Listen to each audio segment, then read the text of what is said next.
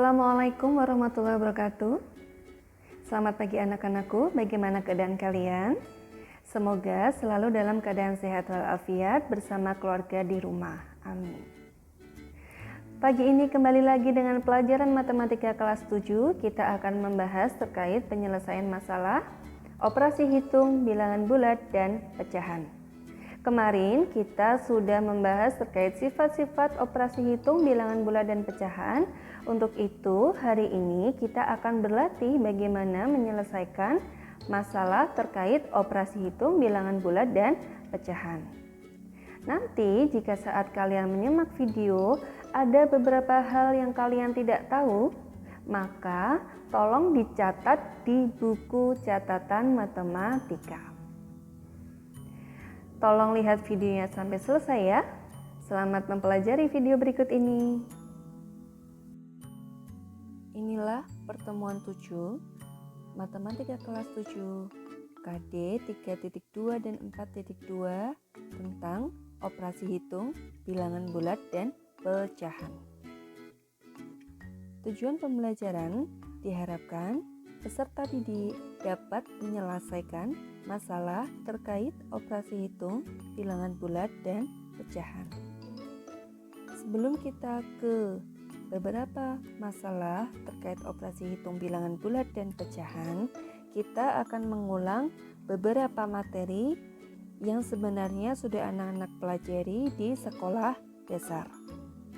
Yang pertama, tentang urutan operasi hitung. Anak-anak juga bisa melihat di buku paket halaman 31. Yang pertama adalah aturannya, hitung bentuk yang ada di dalam kurung. Contohnya 6 tambah 2 kali 4. Di sini 6 tambah 2 diberi kurung, maka harus dikerjakan terlebih dahulu. Hasilnya sama dengan 8 dikali 4 sama dengan 32.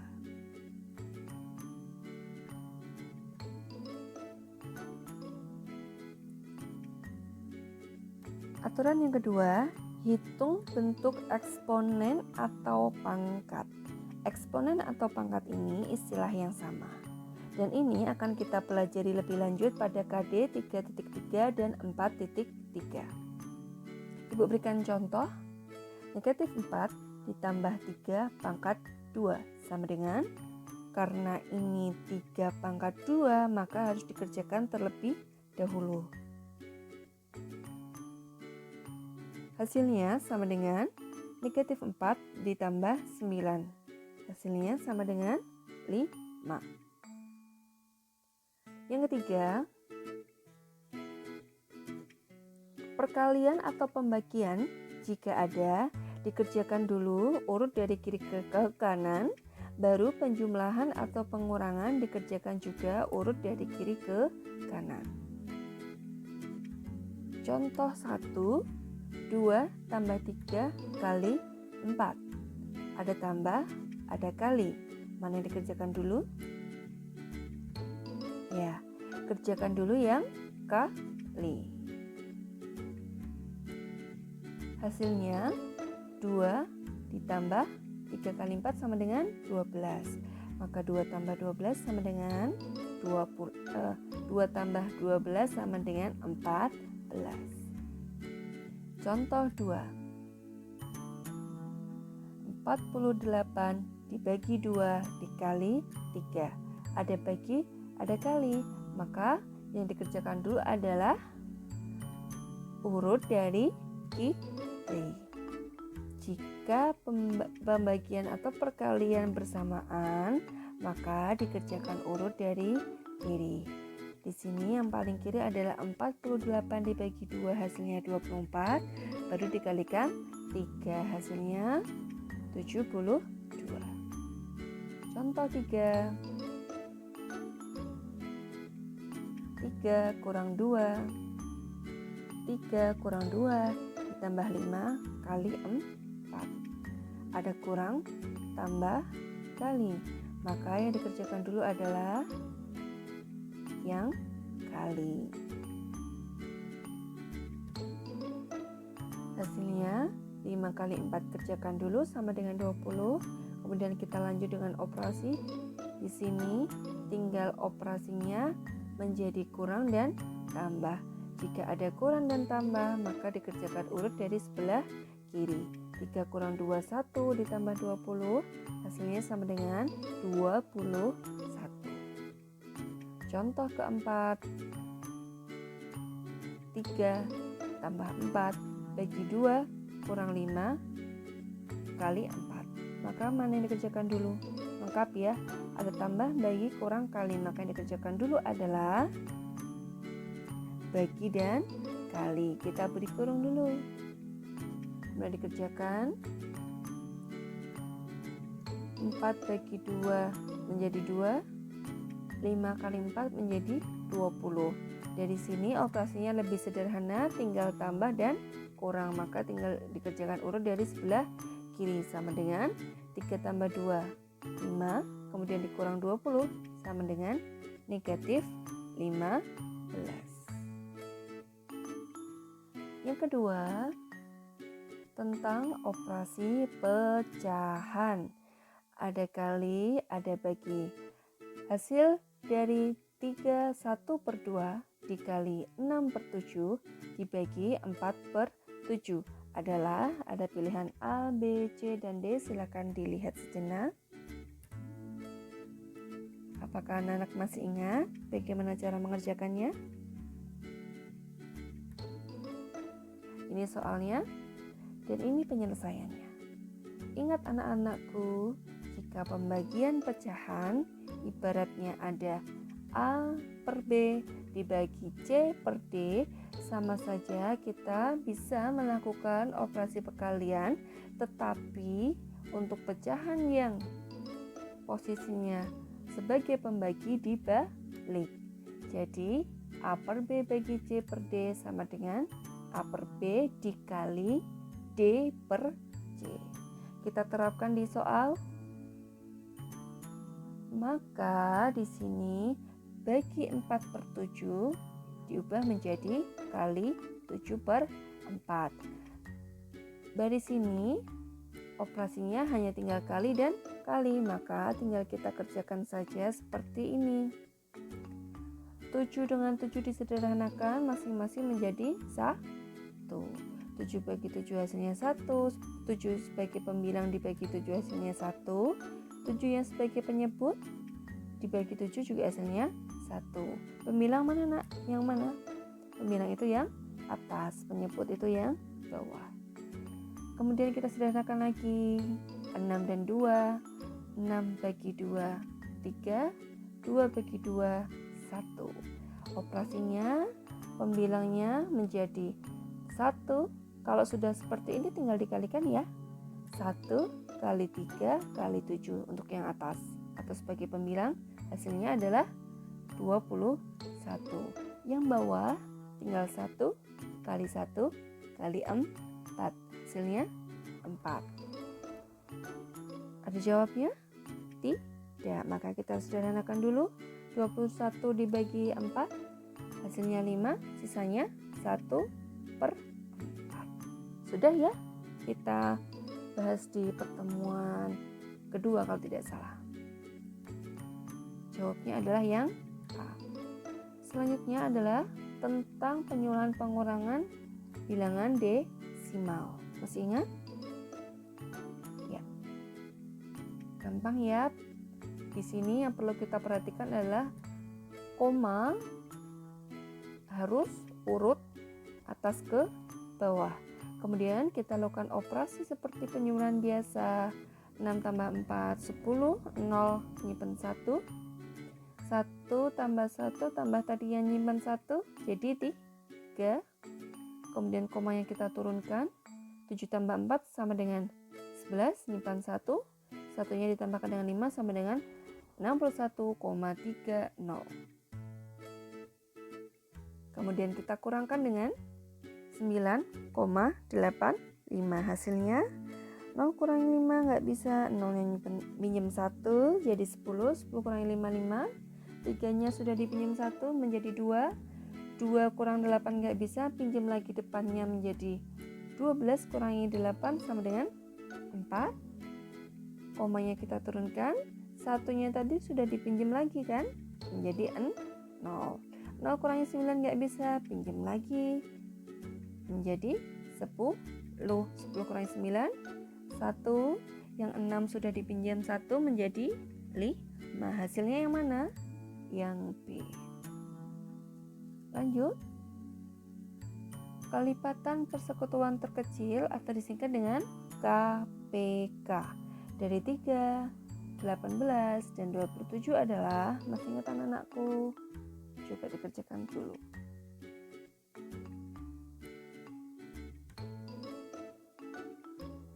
Ya, apa jawaban kalian?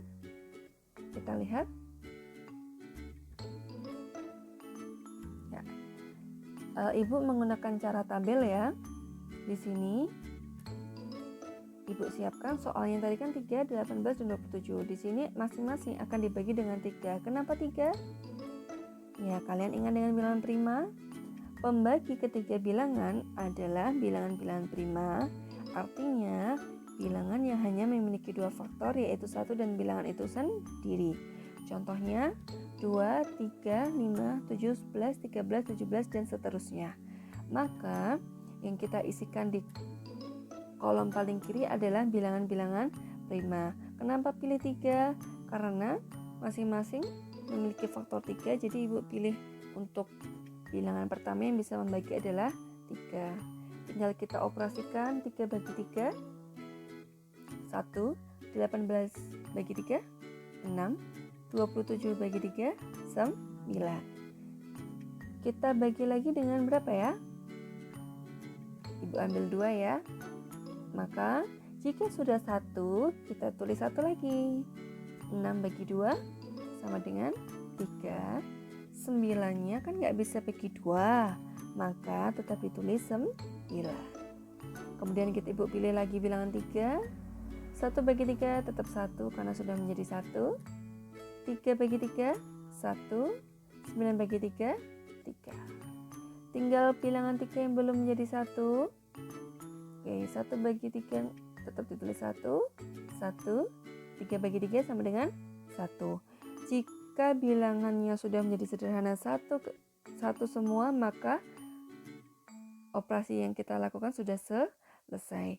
Dari sini, bilangan-bilangan prima yang kita gunakan untuk membagi bilangan yang ada di soal, tinggallah dikalikan, yaitu 3 kali 2 kali 3 kali 3 sama dengan berapa, nak? 54. Jadi KPK dari 3, 18, dan 27 adalah 54. Soal terakhir. Diketahui S dikali T sama dengan R. Maka pernyataan berikut yang benar adalah, mana tebakanmu, nak? Masih ingat? A, B, C, atau D? Baik, kita lihat jawabannya adalah di sini. Ibu misalkan ambil contoh. Disoalkan S kali T sama dengan R. Di sini untuk memudahkan menjelaskan, Ibu berikan contoh dulu. S-nya Ibu pilih menjadi 2, T-nya menjadi 3, R-nya menjadi 6, sehingga 2 kali 3 sama dengan 6. Kita lihat, kalau kita mau mencari 2, maka operasi yang kita lakukan adalah 6 dibagi 3. Kalau kita mau menentukan nilai 3, kita bisa melakukan operasi 6 dibagi 2. Ya. Di setiap operasi bilangan kali menggunakan 3 angka seperti ini, 3 bilangan seperti ini, maka berlaku juga 3 persamaan. Yang pertama yaitu 2 kali 3 sama dengan 6 mesti berteman dengan 2 sama dengan 6 bagi 3, berteman juga dengan 3 sama dengan 6 bagi 2. Ya, jadi setiap ada 3 bilangan dioperasikan dengan tanda kali dan bagi, pasti hanya berlaku 3 persamaan ini. Nah, sekarang kita generalisasi. Kembali lagi ke soal. S kali T sama dengan R. Maka kalau kita mau mencari S gimana? R dibagi T. Persamaan yang ketiga. Kalau mau menentukan T, ya menjadi R dibagi S. Dari sini, mana yang ada di soal, mana yang ada di jawaban A, B, C, atau D? Ya, jawabnya adalah yang S sama dengan R dibagi T, atau yang jawabnya C. Nah, untuk mengingat bentuk persamaan tiga bilangan seperti ini, kali dan bagi, maka kita juga bisa menggunakan segitiga seperti ini. Perhatikan, S dan T adalah faktor, maka S dan T ini letaknya ada di bawah, hasilnya yaitu R ada di sebelah atas. Ini berlaku untuk semua bilangan. Oke, jika kita mau mencari R, R-nya ditutup, maka ya kalau kita mau mencari R, bisa diingat-ingat S dikali T. Kalau kita mau menentukan S, kita tutup S-nya, maka bisa dibaca R dibagi T. Bisa juga kalau kita mau menentukan T, T-nya ditutup, maka bisa dibaca T sama dengan R dibagi S.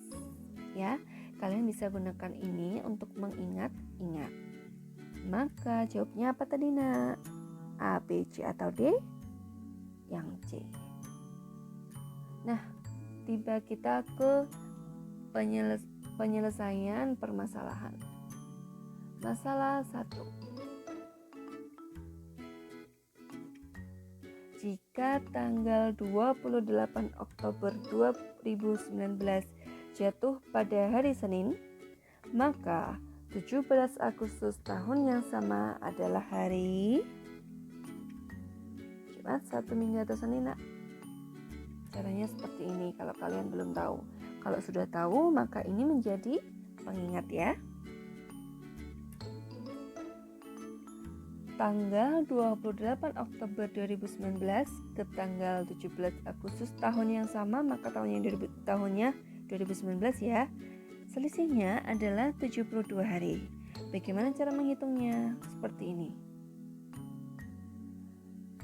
Oh iya, Oktober ke Agustus, maka waktunya dihitung mundur ya.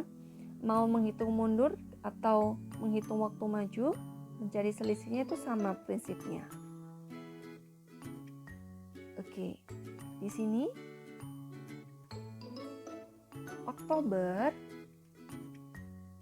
itu 27 hari, dihitung dari tanggal 27-nya sampai dengan tanggal 1.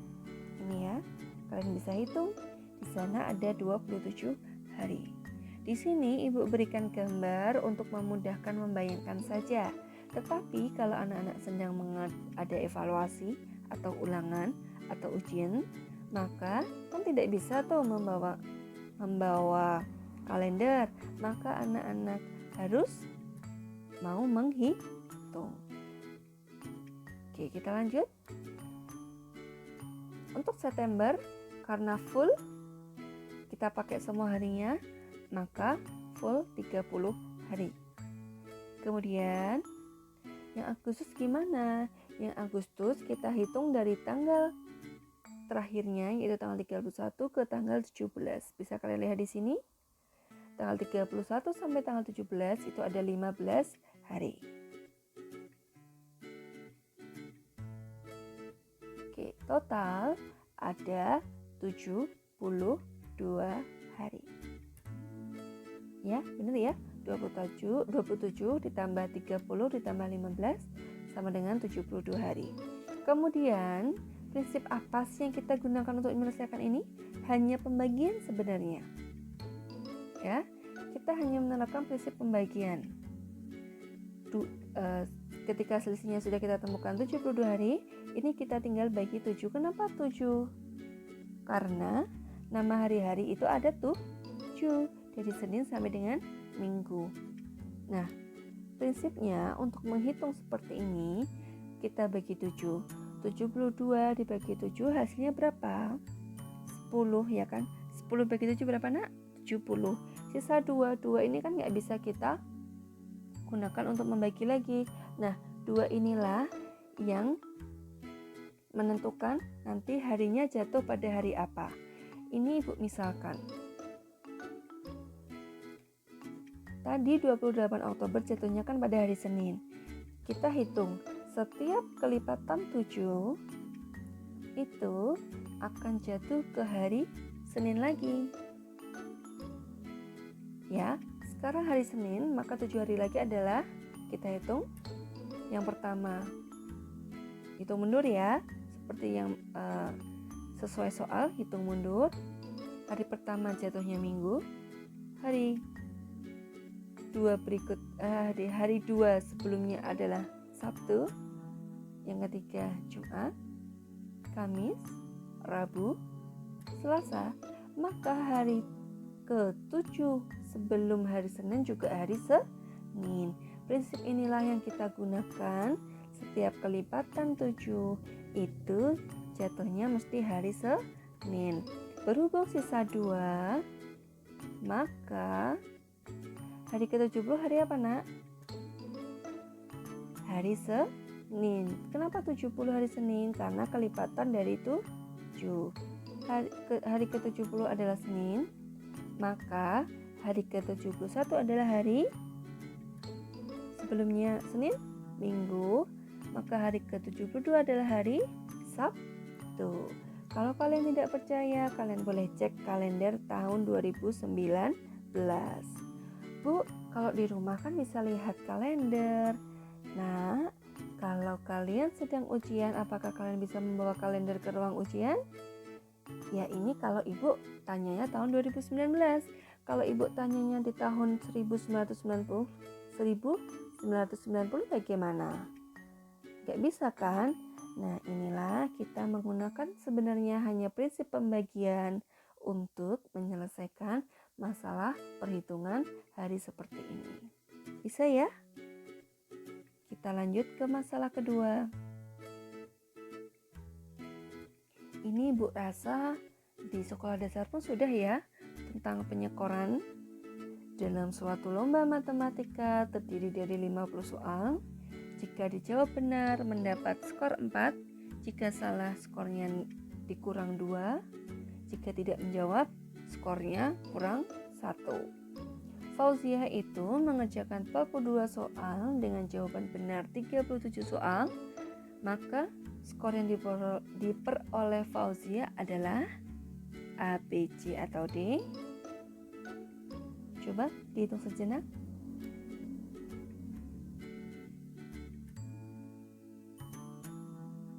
Ya, kita lihat jawabanmu, benar atau salah. Kita harus menghitung skor masing-masing benar. Kemudian salahnya berapa dan yang tidak dijawab berapa ya. Yang benar sudah disebutkan di soal, yaitu 37 soal. Soal yang salah berapa?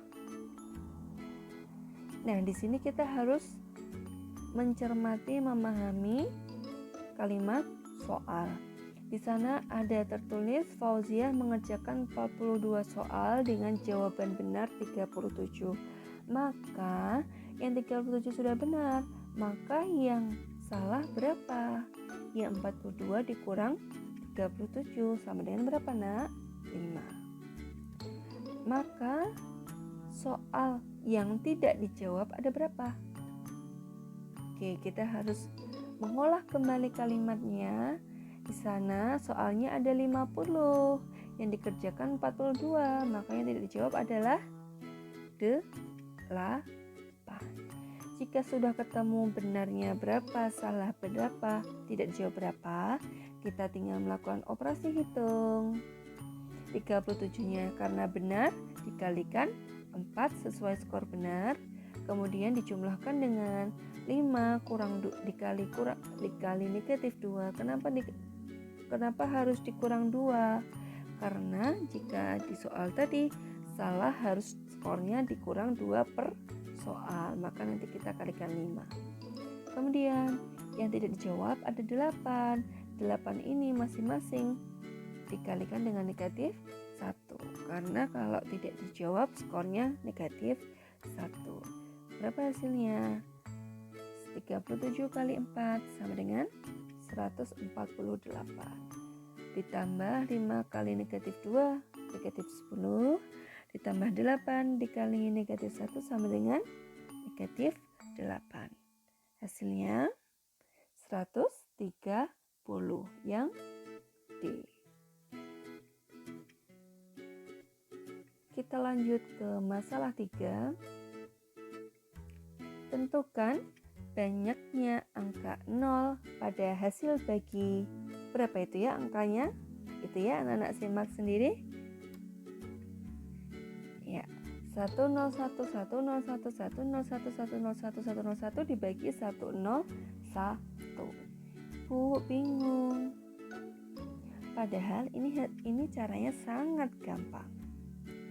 Paham ya? Yang ditanyakan banyaknya angka 0 pada hasil bagi ya. Jadi dibagi dulu, nanti hasilnya berapa? Nah, hasil itu angka 0-nya ada berapa? Tahu ya ini maksud soal? Oke, bagaimana penyelesaiannya? Oke, penyelesaiannya adalah kita bisa menggunakan prinsip pembagian biasa. Biasa kan? Ya. Untuk nomor mudah 101-nya itu kan sebenarnya diulang sebanyak 1, 2, 3, 4, 5. Sebenarnya hanya diulang sebanyak 5 kali. Jadi sini kita ambil 101 dibagi 101, 1, kita kalikan balik 101 setelah dikurang hasilnya 0. Kemudian angka 1-nya turun. Angka 1 untuk dibagi 101 bisa tidak? Tidak, maka kita tulis 0. Kita kalikan ulang, hasilnya 0. Kita kurangkan, hasilnya 1. Kemudian kita turunkan lagi 0. Menjadi 10. 10 bisa membagi 101? Belum bisa. Maka kita tulis 0. 0 ini kita kalikan balik ke 101. Hasilnya 0 lagi. Kemudian kita kurangkan 10. Angka 1-nya turunkan lagi menjadi 101. Ketika sudah 101 bisa dibagi 101 ya, hasilnya 1. Kita kalikan balik 1 kali 101. 101 kita kurangkan 0. Lanjut, 1-nya turunkan lagi. Sebenarnya ketika kita menurunkan angka 1 ini, kita mengulang lagi langkah yang ini kan, Nak? Mulai dari sini. Ya. Kita turunkan lagi 0-nya. Oke. Oh iya, tadi belum dibagi. 1 dibagi 101 hasilnya 0. 0 kali 101 hasilnya 0 ya. Kita kurangi 1 lagi. Turunkan lagi 10. 10 ini sebenarnya juga kita mengulang pada langkah ini. Ya tidak? Jadi pembagiannya itu polanya berulang-berulang. Jadi tanpa kita melanjutkan, kita bisa karena menambahkan 0, 0, 1. 1 yang keempat dibagi 1 hasilnya juga 0, 0, 1. 1 yang terakhir kita bagi dengan 1 hasilnya 0, 0, 1. Maka hasilnya angka 0-nya ada berapa? Dihitung silahkan. Ada 8. Jadi banyaknya angka 0 pada hasil bagi bilangan tersebut dibagi 101 adalah 8. Ini Ibu bisa kembangkan. Jika 101-nya ada sebanyak 20 angka,